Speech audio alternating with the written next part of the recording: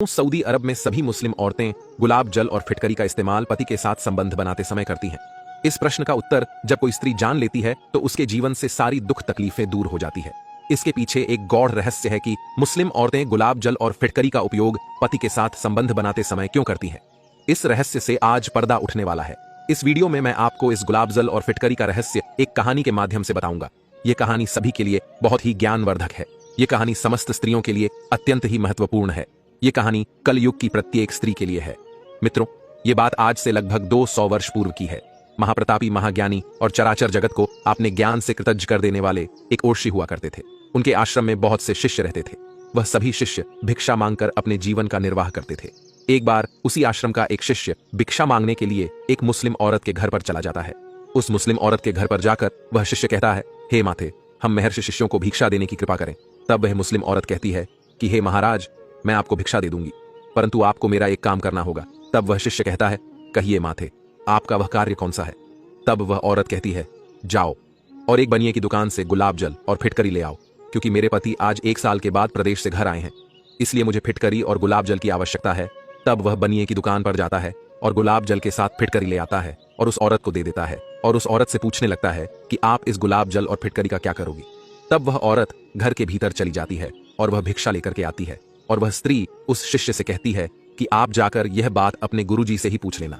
तब वह शिष्य अपने गुरु के पास जाता है और अपने गुरु से पूछने लगता है कि हे गुरुजी, आज मैं जब जीवन निर्वाह के लिए भिक्षा मांगने एक मुस्लिम औरत के घर गया था, तब वह औरत मुझे भिक्षा देने से पहले कहती है कि मेरे पति आने वाले हैं और तुम जाकर सबसे पहले मेरे लिए बनिए की दुकान से गुलाब जल और फिटकरी ले आओ, तब मैं तुम्हें भिक्षा दूंगी। तो हे गुरुदेव, इसलिए मैं आपसे यह प्रश्न पूछने के लिए आया हूं कि मुस्लिम औरतें गुलाब जल और फिटकरी का उपयोग क्यों करती हैं। तो वह गुरुजी कहते हैं कि हे शिष्य, मैं आपको इसके पीछे का एक गौड़ रहस्य तुम्हें बताता हूं। मेरी इन बातों को बताने से पहले मैं तुमको एक आधुनिक कहानी सुनाता हूं, जिससे तुमको सब कुछ ज्ञात हो जाएगा। अब वह गुरुदेव उस शिष्य को कहानी सुनाना आरंभ करते और कहते हैं कि हे शिष्य, हिंदुस्तान के मध्य प्रदेश में विशाल नाम का एक वयस्क मनुष्य रहा करता था। विशाल एक बहुत ही गरीब परिवार से था।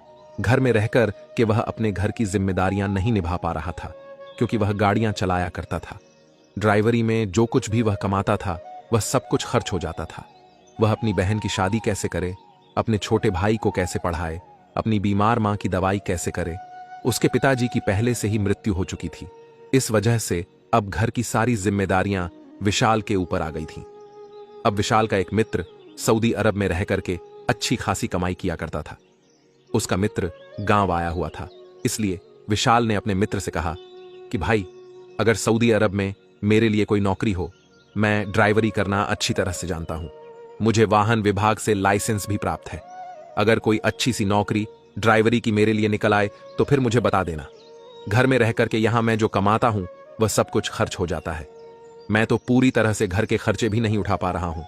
अब विशाल का मित्र इस बात को अपने दिल पर ले लेता है और विशाल के लिए एक नौकरी की तलाश में लग जाता है। और बहुत जल्द ही विशाल के मित्र की यह जो तलाश थी वह खत्म हो जाती है, क्योंकि विशाल का मित्र विशाल के लिए सऊदी अरब में एक बहुत ही अच्छी नौकरी ढूंढ लेता है।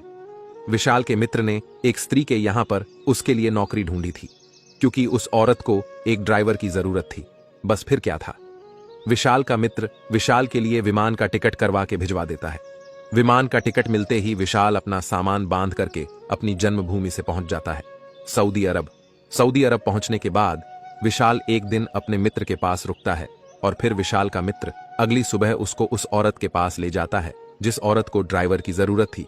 जब विशाल का मित्र विशाल को लेकर उस औरत के पास पहुंचता है तो वह सऊदी अरब की औरत विशाल को नीचे से ऊपर तक एक नजर जी भर कर देखती है, क्योंकि विशाल देखने में तंदुरुस्त था, हट्टा कट्टा था, नौजवान था। लगभग 28 साल की उसकी उम्र थी। कुछ देर विशाल को देखने के बाद वह औरत कहती है कि मुझे यह लड़का पसंद है, मैं इसको अपना ड्राइवर बनाने के लिए राजी हूं। उसने विशाल की तनख्वाह भी अच्छी खासी देने को राजी हो जाती है। अब विशाल यह सुनकर बहुत खुश होता है कि घर से आते ही उसकी नौकरी लग गई है, वरना बहुत लड़कों के बारे में उसने सुना था कि सऊदी अरब में जाकर के लड़के परेशान हो जाते हैं। मालकिन जब उसको कोई भी काम करने के लिए कहती वह सर झुकाकर हां कह देता था और मालकिन के उस काम को वह कर दिया करता था। अचानक से एक दिन विशाल को झटका लगा जब उसकी मालकिन ने कहा कि विशाल, हमें एयरपोर्ट चलना है, मेरा पति दूसरे मुल्क से मेरे पास आ रहा है। विशाल हाँ कर देता हूं और उस औरत के साथ चल देता है, क्योंकि उस औरत की बात को सुनना विशाल की ड्यूटी थी। अब वह गुरु कहता है, पुत्र, यह कहानी आधुनिक युग की है। अब मैं तुम्हें आगे बताता हूं। जब विशाल एयरपोर्ट पहुंचता है और जब विशाल उस औरत के शौहर को यानी उसके पति को देखता है तो उसे दूसरा झटका लगता है, क्योंकि उसका पति लगभग 55 से 60 साल की उम्र का था। उस औरत के बदन की खूबसूरती इतनी थी, परंतु उसका पति उस औरत के काबिल नहीं था। यानी वह औरत उस आदमी की उम्र से आधी उम्र की थी। उस आदमी के सारे बाल सफेद थे, चेहरे पर भी झुर्रियां पड़ी हुई थीं। विशाल ने जब उस औरत और उसके पति को इस हाल में देखा तो वह यही समझा कि यह शादी शायद कोई समझौता होगी, नहीं तो यह खूबसूरत औरत इतनी खुशी के साथ इस बूढ़े आदमी के साथ शादी कैसे कर सकती है। विशाल वहां जाकर के वह उस दुकानदार से कहता है कि मेरी मालकिन ने आपसे जो रोजाना अक्सर आपकी दुकान पर आया करती है, उन्होंने गुलाब जल और फिटकरी मंगाई है और आज वह डबल मात्रा में मंगा रही है। वह दुकानदार हंसता है, मुस्कुराता है और फिर फिटकरी और गुलाब जल ला करके उसको देता है। उसके बाद विशाल फिटकरी को और गुलाब जल को लाकर अपनी मालकीन के पास आता है और वह सब कुछ जो लाया था वह सारा सामान उसको ला करके दे दिया। जैसे ही वह सामान मालकीन ने उसके हाथ से पकड़ा, उसने उसकी तरफ देखकर मुस्कुराया और नजरें नीची करके अंदर जाने की कोशिश करने लगी और फिर वापस आई और कहने लगी कि मैंने तुमसे एक बात कहनी थी कि कभी भी भूल से भी अपने मालिक से इस बात को मत बताना कि मैंने तुमसे गुलाब जल और फिटकरी मंगाई है। अब फिर से एक बार विशाल का दिमाग खराब हो जाता है। उसने नौकरों से पूछने की कोशिश की कि यह आखिर मालकीन ने जो गुलाब जल और फिटकरी मंगाई है वह किस लिए मंगाई है। वह सभी नौकर भी हंसने लगते हैं और कहते हैं कि कैसी बात करते हो, यहाँ की औरतें तो गुलाब जल और फिटकरी की शौकीन होती हैं। अब विशाल और भी परेशान हो गया। यहाँ की औरतें फिटकरी और गुलाब जल की शौकीन होती हैं। जब विशाल अपनी मालकिन को बाजार ले जाता है तो विशाल की मालकिन विशाल को एक चाय वाले की दुकान पर ले जाती है और चाय की दुकान पर ले जाने के बाद उससे कहती है कि चलो विशाल, यहाँ पर हम चाय पीते हैं, और यह भी कहती है कि विशाल, घर में फिटकरी और गुलाब जल खत्म हो गया है, मुझे उसी दुकानदार के पास ले चलो जहां से मैं सामान खरीदती हूं। बस गुलाब जल और फिटकरी का नाम सुन करके फिर विशाल के दिमाग में बिजली सी दौड़ने लगती है। अब वह गुरुजी कहते हैं कि हे शिष्य, विशाल की यह पहेली थी जो सुलझने का नाम ही नहीं ले रही थी। वह अपनी मैडम से जब भी इसके बारे में पूछने की कोशिश करता कि मैडम आखिर इस गुलाब जल और फिटकरी का तुम क्या करती हो, तो उसने कभी भी इस बात की हकीकत उससे नहीं बताई थी। बस कभी मुस्कुरा देती, कभी आंखें चुरा लेती, कभी यह कहती कि तुम इन चक्कर में मत पड़ो, यह खास औरतों के लिए होता है, तुम जानकर क्या करोगे। परंतु आज विशाल ने अपना एक पक्का इरादा बनाया और अपनी मालकीन से आज इस बात को पूछ करके रहेगा कि वह आखिर इतने गुलाब जल और फिटकरी का रोजाना करती क्या है। वह खरीद करके विशाल के साथ गाड़ी में बैठ के आ जाता है। वह औरत रोज पीछे बैठती थी, लेकिन आज वह पीछे नहीं बैठती है, बल्कि विशाल के बराबर वाली सीट पर बैठ जाती है और विशाल से घर चलने के लिए कहती है। विशाल गाड़ी चला रहा था और फिर अचानक से वह अपनी मैडम से सवाल करता है कि मालकिन, एक बात पूछूं, अगर आप बुरा ना माने तो वह कहती है कि बोलो, क्या बात है। मुझे पता है कि तुम मुझसे मोहब्बत करते हो और बार बार इसीलिए तुमने इस सवाल को मुझसे पूछा, मेरे शौहर के बारे में और मेरे बारे में। लेकिन मैं आज तुमसे यह बात बता देना चाहती हूं कि मैं अपने शौहर के साथ कभी भी बेवफाई नहीं कर सकती। अगर तुम्हारे दिमाग में यह ख्याल है कि मैं उन्हें छोड़कर तुम्हारे साथ रंगरलियां मनाऊंगी, तो तुम अपने दिमाग से यह बात निकाल दो और अपने दिमाग को बिल्कुल साफ कर लो। ऐसा कभी हो ही नहीं सकता।